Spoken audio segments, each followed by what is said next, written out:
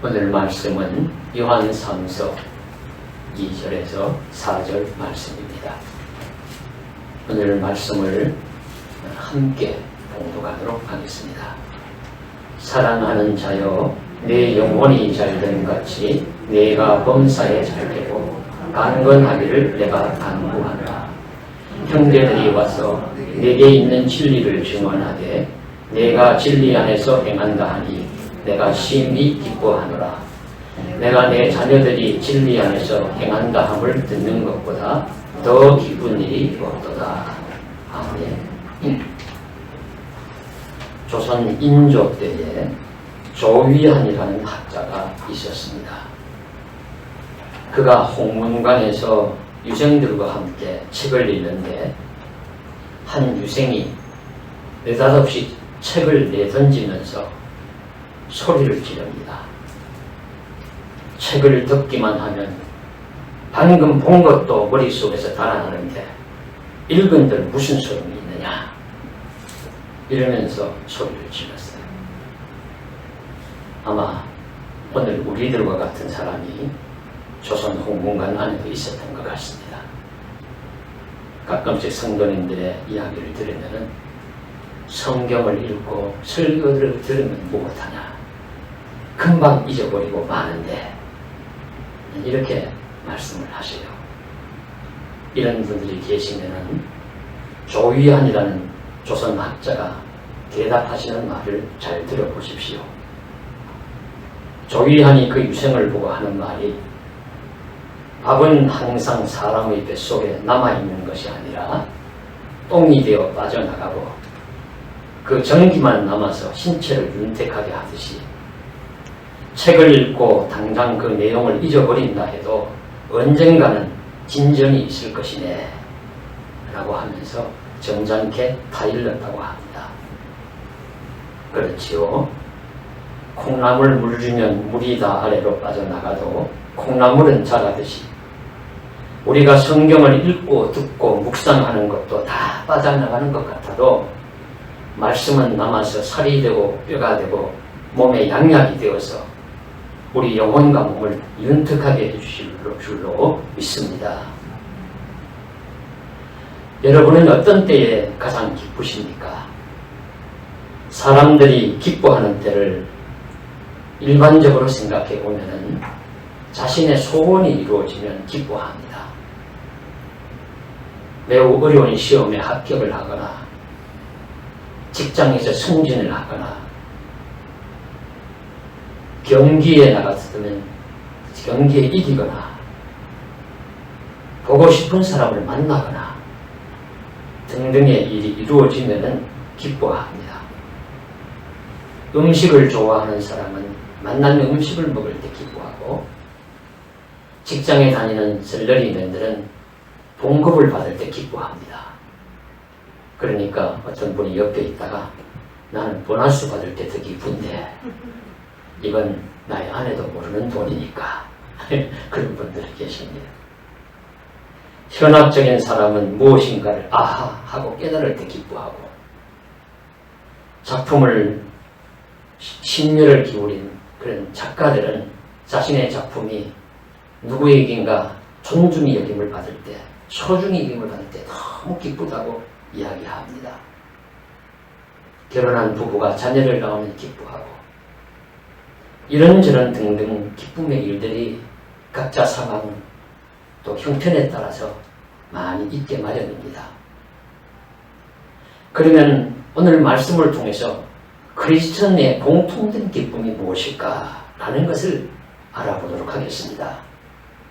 오늘 말씀은 일명 삼박자 축복이라고 해서 유명한 말씀입니다. 2절 말씀이 내 영혼이 잘됨 같이 내가 범사에 잘되고 강건하기를 원하노라. 영혼이 잘되는 것도 한 박자 축복이요, 범사에 잘되는 것도 두 박자 축복이요, 강건한 것도 세 박자 축복이라. 그리고 이것이 또 오늘 저자 요한이 기도해 주는 내용입니다. 간구하노라. 그래서 이 간구의 내용이 그대로 이루어지는 대상에게 이 내용이 이루어지면은 그에게 복입니다. 영혼이 잘 되는 것도 복이요. 범사에 잘 되는 것도 복이요. 강건한 것도 복입니다. 그런데 이것을 기도해 주는 자의 입장에서 보면, 이것을 간구하는 자의 입편에서 보면은 그에게는 기도하는 대상이 이것이 이루어지면은 기쁨입니다. 기쁨입니다. 그래서 또 3절, 4절에 이어지는 말씀을 볼 때도 기뻐한다. 나에게 큰 기쁨이 된다.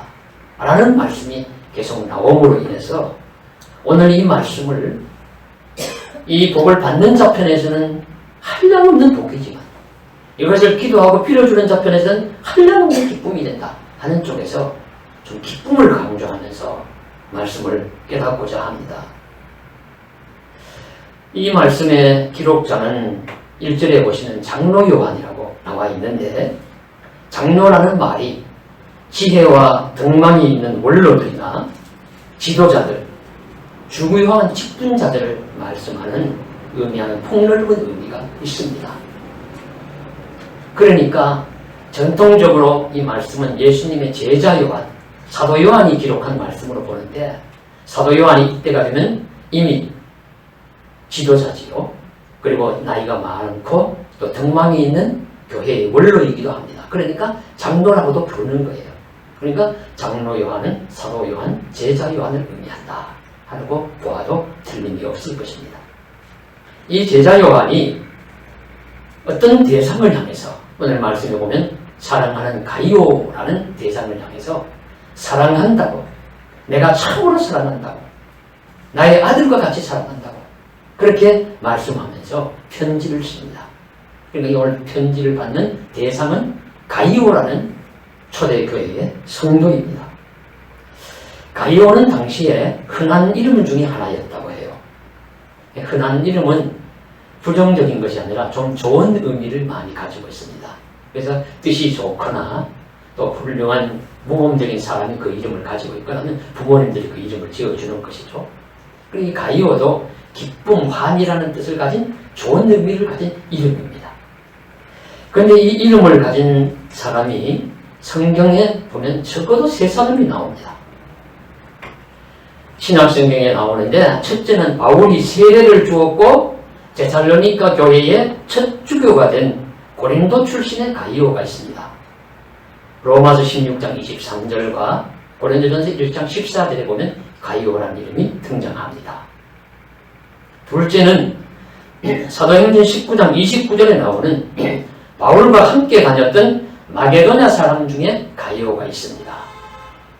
그리고 셋째는 사도행전 20장 4절에 나오는 더베 출신의 가이오가 있습니다. 이렇게 각각 서로 다른 사람이라고 여겨져요. 출신지가 다르니까.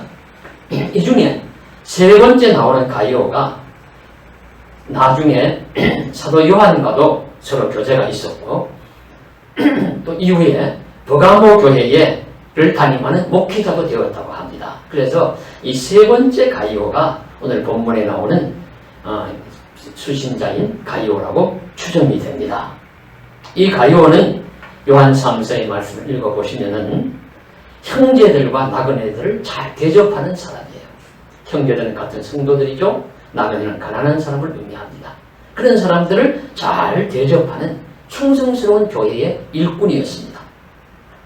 그래서 이 크리스천에 대해서 이 제자일 수도 있고 동역자일 수도 있는데, 이 사도 요한이, 제자 요한이, 장로 요한이 그를 아낌없이 칭찬하면서 그를 축복하면서, 그러면서 악한 자들을 본받지 말고, 이제 나중에 보면 뭐 데오와 데메드리오 이런 악한 자들이 교회 안에 있다. 그들을 본받지 말고 하나님을 사랑하고 예수님을 잘 믿는 길을 끝까지 잘 걸어가라고, 참된 길을 잘 걸어가라고 권면을 하면서, 그리고 오늘 성경 말씀의 첫 부분에는 편지, 그러니까 인사를 하면서 축복하는 말씀이 바로 오늘 말씀입니다.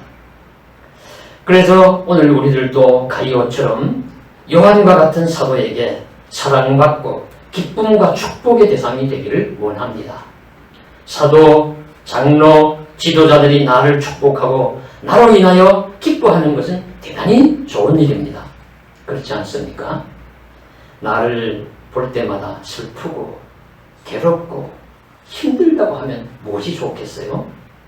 그러나 주변의 부모, 형제나 지도자들이나 성도들에게 기쁨의 대상이 되고 또한 기쁨을 줄 수 있는 사람이 되면 내 인생도 복되고 감사할 것입니다. 그리고 나아가서 이것은 저자가 누구든지 간에, 기록자가 누구든지 간에 다 주님이 기록하시는 거, 주님이 말씀하시는 거고, 대상이 누구든지 간에 우리 믿는 한 사람 한 사람 모든 성도들에게 하시는 말씀입니다. 그러니 이 말씀처럼 우리가 축복의 대상이 될 뿐만 아니라 하나님께, 주님께 기쁨을 드리는 자가 되기를 간절히 원합니다. 주님의 기쁨의 대상이 되기를 원합니다.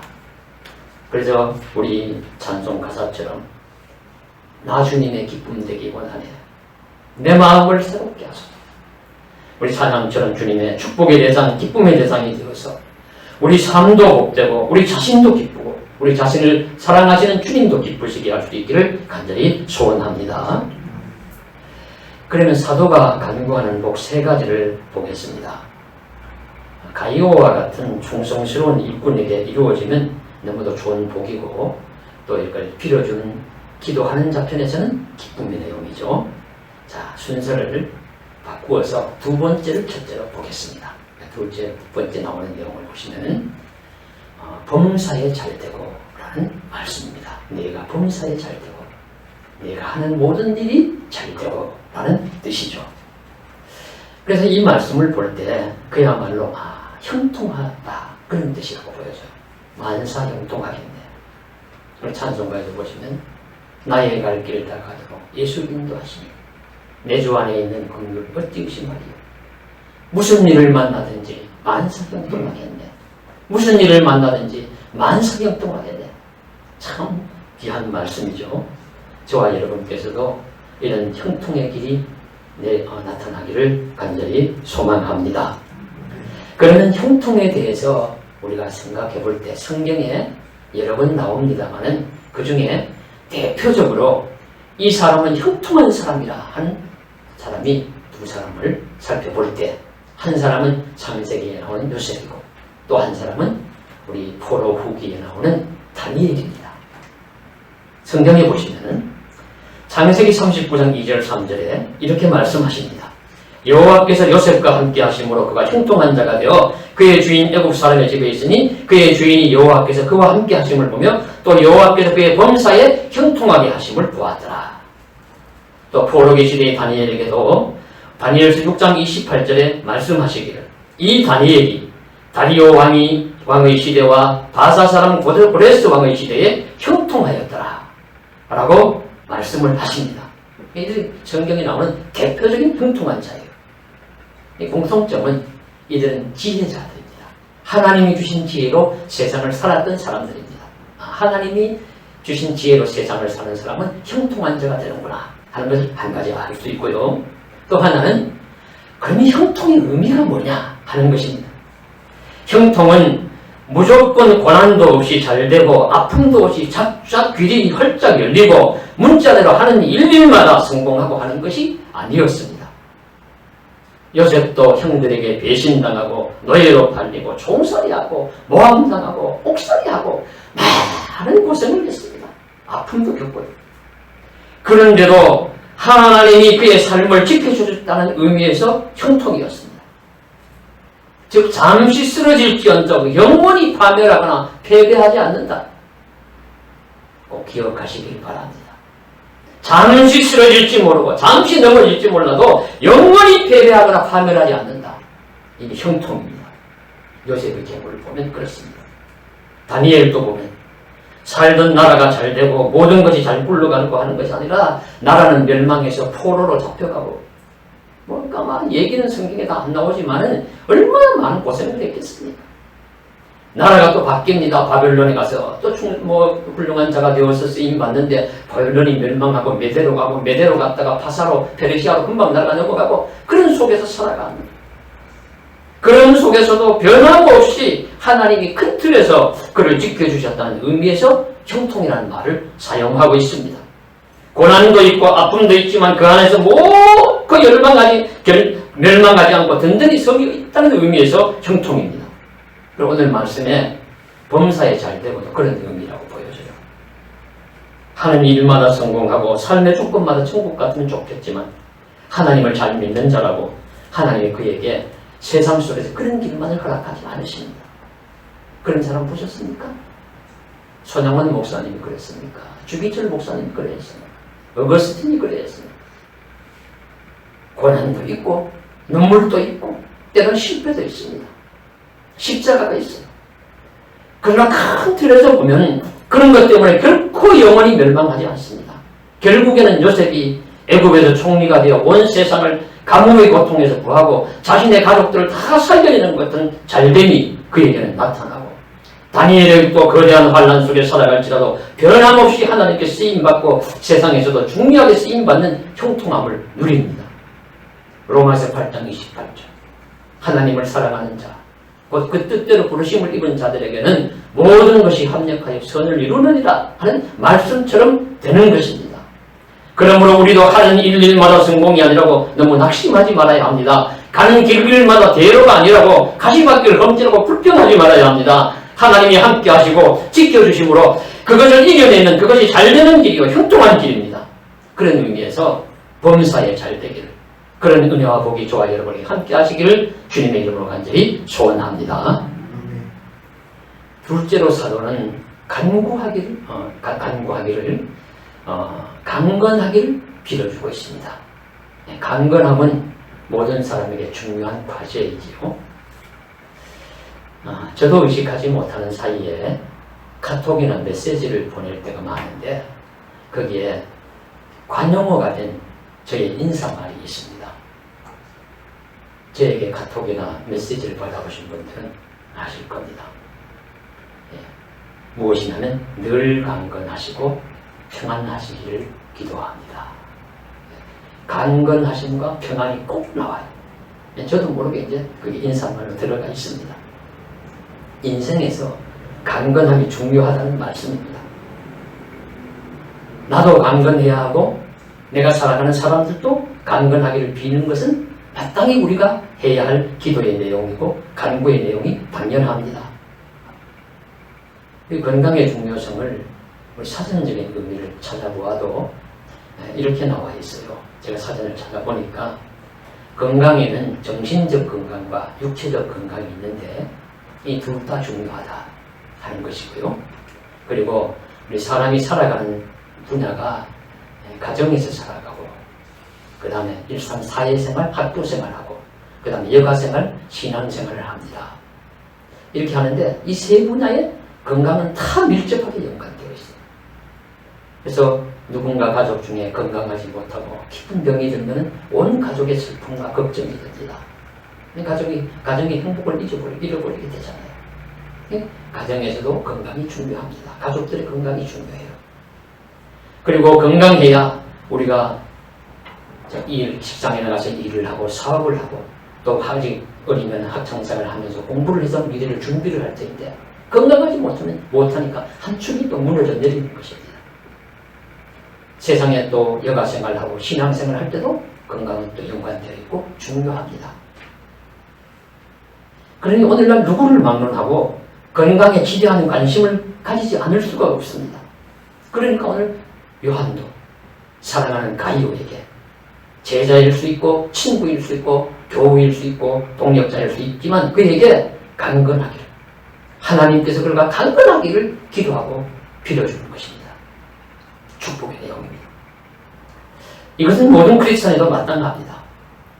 바울이 눈이 약할 때 갈라디아 교인들은 우리들의 눈이라도 떼어주었으면 좋겠다 라고 고백할 정도로 바울을 아꼈습니다.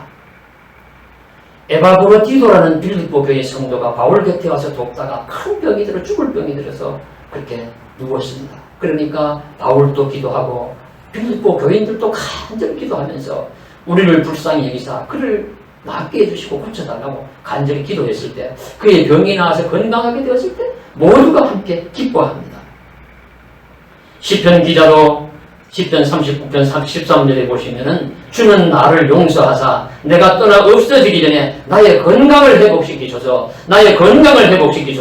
간절히 기도합니다. 예수님이 이 땅에 오셨을 때 많은 병자들을 고쳐주셨습니다. 그 종류도 오늘날로 말하면 정신적인 질병에 속하는 귀신 들린 자도 고쳐주시고, 육체적인 질병에 속하는 치명적이고 의학적이고 불가능한 온갖 기쁜 장애도 다 고쳐주셨습니다. 중풍병자도 고치시고, 손 마른 자도 고치시고, 맹인, 나병 환자도 고쳐주시고 건강하게 하셨습니다. 12해를 혈루증과 앓는 여인이 예수님의 옷자락만 만져도 손님 병이 나을 것이라고 옷자락을 붙들었을 때 그 여인을 보시고 예수님께서 하신 말씀이 무엇이라고 하셨느냐 하면은, 예수께서 보시고 따라 내 믿음이 너를 구원하였으니 평안히 가라. 내 병에서 너희가 건강할지어다. 내 병에서 너희가 건강할지어다. 마가복음 5장 34절에서 말씀하시고 있습니다. 주님도 우리를 건강하기를 원하십니다. 이처럼 우리 크리스찬도 건강을 소홀히 할 수가 없어요. 저와 여러분, 우리 모두도 생명 있는 동안에 강건하기를 원합니다. 때로 육신이 병들고 약해질 때는 주님이 도우사 속히 낫게 해주시기를 원합니다.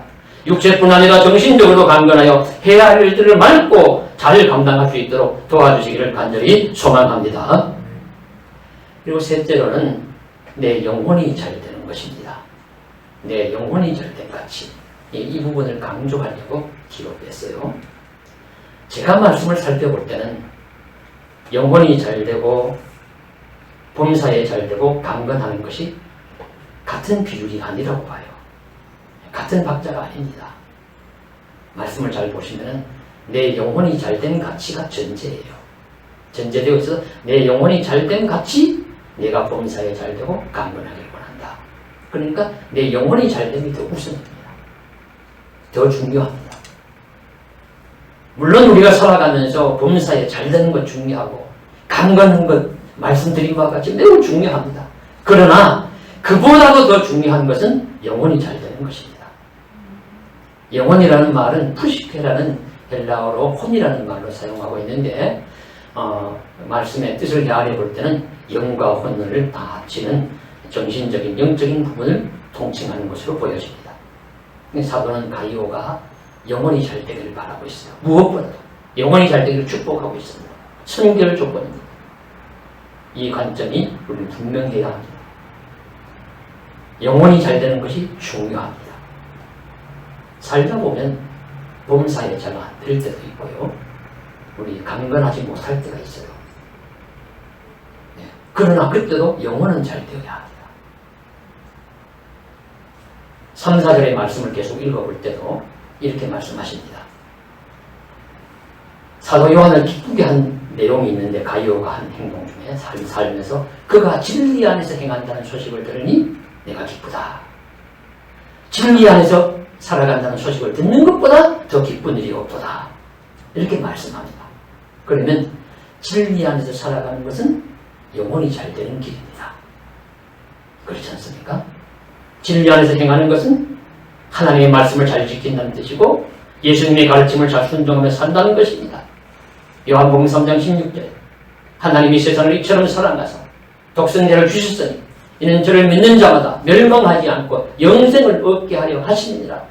하나님을 사랑하며 예수님을 잘 믿어 영생을 얻는 것이 진리 안에서 행하는 길이요, 그리고 영혼이 잘 되는 길입니다.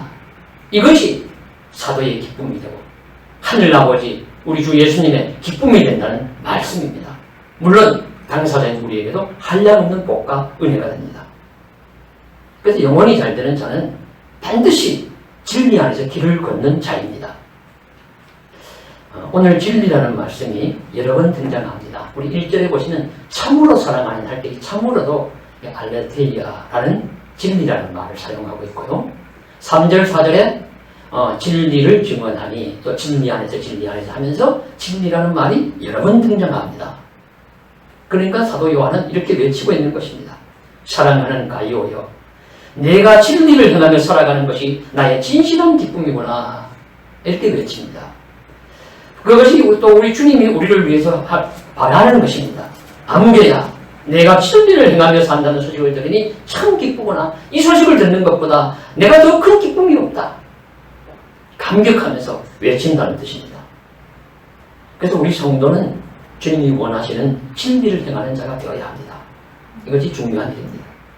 진리, 알레테이아라는 우리 헬라어는 어원의 깨달음이라는 의미가 있고요. 또 촛불을 끈다는 의미가 있다고 해요. 그래서 이제 어떤 의미냐 하면은, 우리가 진리를 깨달으려면은, 우리 촛불을 우리 만약에 하늘의 별빛을 보려면은, 가까운 작은 불빛을 꺼야 잘 보일 때가 있어요. 그런 것처럼, 하늘의 별빛을 보려면 가까운 촛불을 꺼야 하듯이, 우리가 진리의 길에 도달하려면은, 우리가 보는 것들, 또 욕심나는 것들, 이 많은 것들을 내려놓아야 할 때가 있습니다. 많은 것들을 내려놓아야 돼요. 그러니까 학문도 내려놓아야 되고, 지식도 내려놓아야 될 때 있고, 경력도 내려놓아야 하고, 선입견도 내려놓아야 하고, 어떤 전통도 내려놓아야 합니다.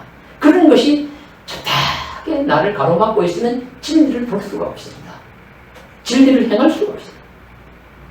그 우리 성도는 주님이 원하시는 진리를 행하는 자가 되어야 되는데, 이렇게 행하는 자가 되려면 사도 바울이 빌립보서에서 고백한 것처럼 내게 있는 가장 고상한 지식, 그러면 내게 있는 가장 고상한 지식을 붙들기 위해서 내가 가진 모든 것들을 배설물처럼 여긴다는 말씀은, 내가 가진 지식이 고상함, 내 주 예수 그리스도를 아는 이 지식, 진리를 아는 이 지식이 가장 고상하기 때문에 다른 모든 것들을 다 버린다는 말씀은 바로 진리를 깨닫기 위한 인생의 그런 자세를 가르쳐주시고 표현하는 말씀입니다.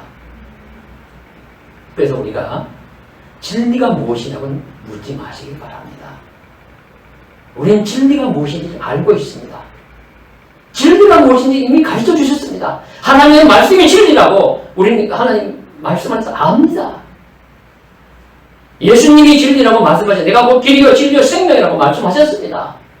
성경 말씀이 진리라고 가르쳐 주셨습니다. 우리는 이미 이 전제 속에 살아가는 자들입니다. 그런데 오늘날도 진리가 무엇이냐고 여기저기 찾고 다닐 일이 아니에요. 정말 중요한 것은 뭐냐? 진리를 알고 있던 진리 안에서 행하는 삶입니다. 사도 요한이 오늘 가요를 칭찬하는 부분이 그 부분입니다. 진리 안에서 행한다는 소식을 듣는 것보다 내가 더 기쁜 일이 없다. 하나님의 말씀을 따르는 진리의 삶을 살아가고 있다는 것입니다. 그래서 우리 주 예수님을 기쁘게 한다는 것이죠. 오늘 우리들도 사랑하는 누군가에게 일어난 이런 일들 때문에 우리의 기쁨이 충만할 수 있기를 간절히 원합니다. 세상이 잘 되는 것 좋아요. 저는 날마다 기도합니다. 날마다. 저도 잘 되기를 원하고 성도님들도 참 범사에 잘 되시고 강건하시기 위해서 기도합니다. 너무 중요합니다. 그러나 우리 합격하고 승진하고 사업이 잘 되고 좋은 집 사고 건강하게 되고 기뻐할 일인데, 범사에 잘 되고 강건하는 거 기뻐하고 감사하고 복이 복된 일인데, 그러나 더 기쁘고 여겨야 될 것은 뭐냐? 진리 안에서 행하고 그런 로 인해서 영원히 잘 되는 것, 이 확신이 드는 것, 이 소식을 듣는 것, 이 모습을 보는 것, 이보다 더 기쁜 일이 없다. 이렇게 고백할 수 있는 우리 믿음의 사람이 되어야 되고, 내 삶을 그런 모습을 보여줌으로써 하나님의 기쁨이 되어야 된다 하는 말씀입니다. 그래서 우리도 예수님을 잘 믿고 하나님의 말씀을 따라 사는 삶을 꾸준히 살아야 합니다. 다시 강조드립니다. 꾸준히 살아야 합니다. 저는 이것이 왕도라고 봅니다. 말씀에 순종하는 삶을 꾸준히 살아감으로써 진리 안에서 행한다는 것을 주님이 보시고 기뻐하실 줄로 믿습니다. 우리는 너무 변덕이 많지 않습니까? 어떤 날은 하늘 끝까지 올라간 것처럼 믿음이 좋다가도 잠시 후에는 그냥 저 땅바닥 구석에 저렇게 믿음이 없어도 이렇게 없느냐 싶을 정도로 이렇게 변덕이 많아요. 진리 안에서 산다는 것은 꾸준히 주 안에서 살아가면서 말씀과 기도와 찬송과 예배와 주를 사랑하는 모습, 세상을 하나님을 사랑하는 그 사랑을 나도 실천해 살아가는 그 모습, 꾸준히 살아가는 것이죠. 세계적으로 가장 권위 있는 상이 노벨상이지 않습니까? 이 노벨상은 1901년도부터 주기를 시작했고요. 그래서 노벨 물리학상을 비롯하여 대여섯 개 분야에 매년 12월 10일이 되면은 수상을 합니다. 그런데 이 노벨상은 하나의 이제 원칙이 있는데, 아무리 한 사람이 유능한 업적을 많이 세워도 일생에 한 번 주는 것이 원칙이라고 해요. 그런데 이 원칙이 깨어진 것이 아주 극소수가 있는데, 그 중에 한 번이 언제냐 하면은 마리 퀴리 부인이 노벨상을 2번 받았습니다. 1903년에 방사능 연구로 물리학상을 받았고 1911년에 라듐 연구로 노벨 화학상을 받음으로써 100년이 넘는 역사 속에서 아주 극소수에 들어가는 사람이 되었어요. 근데 이분이 두 번째 라듐을 발견할 때의 이야기를 읽어보면은 그녀가 머리가 천재이거나 과학적 소양을 특별히 타고나서 그렇게 했다기보다는 진리에 대한 확신을 가지고 얼마나 꾸준히 했느냐를 보여주는 좋은 예가 됩니다. 그 한 일이 뭐냐 하면요. 피치 블렌드라는 우라늄 광석을 분해하면은 거기에 라듐이 나올 것이라고 믿었어요. 그래서 채때 4년 동안에 그 피치 블렌드라는 그 광석을 4톤이나 되는 것을 다 합치면 4톤이 된다는 뜻이겠죠. 그것이 뭐 얼마나 큰 돌덩어리고 얼마나 많은 양이고 그 당시에 과학적 또 기술적 능력으로 그걸 깨가지고 와서 실험실에서 분해하는 것이 얼마나 힘든 작업인지 우리는 정말 다 상상하지 못합니다. 그러나 그때 짐작하기는 매우 어려웠을 것이라고 보여줘. 뭐 수백, 수천, 수만 번을 반복해야 되는. 그런데 첫 4년 동안에 광석 4톤을 그렇게 다 분해할 정도로 해도 실패를 했대요. 그래서 그 다음 4년을 또 도전을 합니다. 용해도의 미수한 차이를 이용하는 방법으로 5,000개가 넘는 증발 접시를 사용하고 그가 그 길고 긴 연구의 길을 지속했을 때 라듐 0.19g을 추출하는데 성공했다고 합니다. 단순 반복적인 농축법 이외에는 다른 방도가 없었으므로 그 멀고 지나는 일을 반드시 이루어질 줄 믿고 지속함으로 결국에는 우라늄보다 4배나 더 강한 방사성이 나오는 라듐을 처음 발견하였다. 그럼으로써 인류 과학사에 세상을 열었고 그 발견의 노고에 인류는 감동하여 노벨상을 주었다 하는 것입니다. 저는 우리가 가는 길도 다름 아니라고 봅니다. 진리를 행함에 있어서 중요한 것이 무슨 새로운 길이 있는 것이 아니라 진리는 성경에 제시되어 있고 예수님께서 이미 보여주셨고 가르쳐 주셨습니다. 가르쳐 주신 그 길을 지속적으로 꾸준히 믿고 가는 것입니다. 날마다 기도하고 또 기도하고 예배하고 또 예배하고 이웃을 사랑하고 또 사랑하면서 또 십자가를 지라면 또 지고 가면서 살아가는 그 삶이 진리의 삶을 살아가는 그 삶인 줄로 믿습니다. 그래서 우리가 이 진리 안에서 행하는 길을 깨닫고 이 삶을 살아갈 때 우리를 사랑하는 믿음의 선배들이 기뻐할 것이요 궁극적으로는 우리 주님의 큰 기쁨이 되는 줄로 믿습니다. 사랑하는 성도 여러분, 오늘 말씀처럼 저는 성도 여러분께서 범사에 잘 되기를 원합니다. 날마다 기도합니다. 강건하시기를 위해서 간절히 소원합니다. 요셉과 다니엘처럼 합력하여 선을 이루는 복된 삶이 되기를 간절히 기원합니다. 그러나 이보다 더 중요한 것, 오늘 말씀처럼 주님의 기쁨이 되는 길입니다. 그것은 진리 안에서 행하며 영원히 잘 되는 것입니다. 우리 살아가면서 쓰러지고 넘어질 때 있고 병들고 육신 약해질 때 있고 여러 가지 실패, 아픔을 겪을 때도 있습니다. 그러나 최후 승리 허락해 주실 줄로 믿습니다. 그러나 영혼은 잘 되어야 합니다. 영혼은 넘어지지 마요. 영혼은 쓰러지지 아니하고 주님 붙들고 말씀 붙들고 기도하면서 찬송하면서 그 길을 꾸준히 잘 걸어갈 때 우리는 영혼이 잘 되는 복된 자가 되어서 주님을 기쁘시게 하는 은혜의 자리에 들어갈 수 있을 줄로 믿습니다. 이 한량없는 주님의 기쁨의 대상이 되는 저와 여러분 되시기를 주님의 이름으로 간절히 축원합니다. 기도드리겠습니다. 사랑하는 하나님, 말씀을 잘 증거하게 해주심을 감사드립니다. 연약합니다. 힘이 들고 어려울 때 있습니다.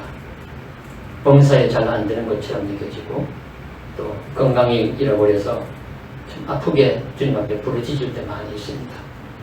그러나 결국에는 영원히 쓰러지고 넘어지지 말게 하시고 다시 일어서게 하시고 회복되게 하시고 잘 되게 하시고 강건하게 도와주옵소서.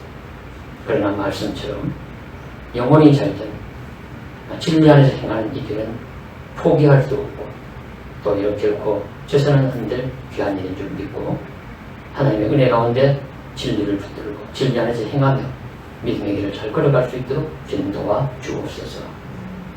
여기 있다 저기 있다 찾는 것이 아니라 내 안에 있는 하나님의 나라, 우리 가운데 있는 하나님의 나라, 이미 말씀으로 주신 하나님의 나라를 소망하게 하여 주시옵소서. 주 예수님을 받들어 간절히 기도드리옵나이다. 아멘.